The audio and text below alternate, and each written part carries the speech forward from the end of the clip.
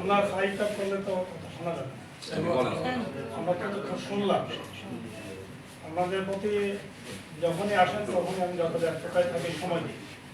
আমি যেখানে গোপনীয় কাজ করছিলাম, অতি গোপনীয়, অফ করে দিয়ে আপনাদের এখানে প্রথমে বলছিলাম যে না, যেহেতু অ্যাপয়েন্টমেন্ট নেন নাই, আমার আগে থেকে প্রোগ্রাম থাকে, একটা প্রোগ্রাম ইস হয়ে গেলে পারে আগে থেকে ডিজাইন করা থাকে প্রোগ্রাম। এখন আপনাদেরকে একটা মেসেজ আপনারা দিলেন, একটা মেসেজ যেটি হচ্ছে যারা ভাড়া থাকে তাদের বিষয়ে কিন্তু আমি তাৎক্ষণিক সিদ্ধান্ত দিয়েছি এবং সিদ্ধান্তটা আপনাদের পক্ষেই গেছে। 2 নাম্বার হচ্ছে আপনারা উৎসে করার কথা বলছেন, উৎসে করা এতদিন নেইনি, 500 টাকা নিয়েছে, এখন 2000 টাকা।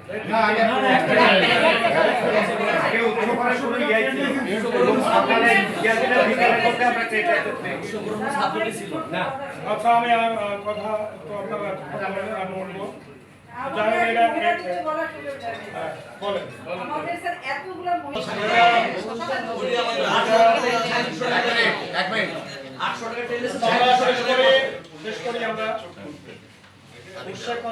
যেটা বলেছেন সেটা আপনারা পেপার দিয়েছেন, রিসিভ দিক বাই দিস টাইম, এবং কার বরাবর দিয়েছেন?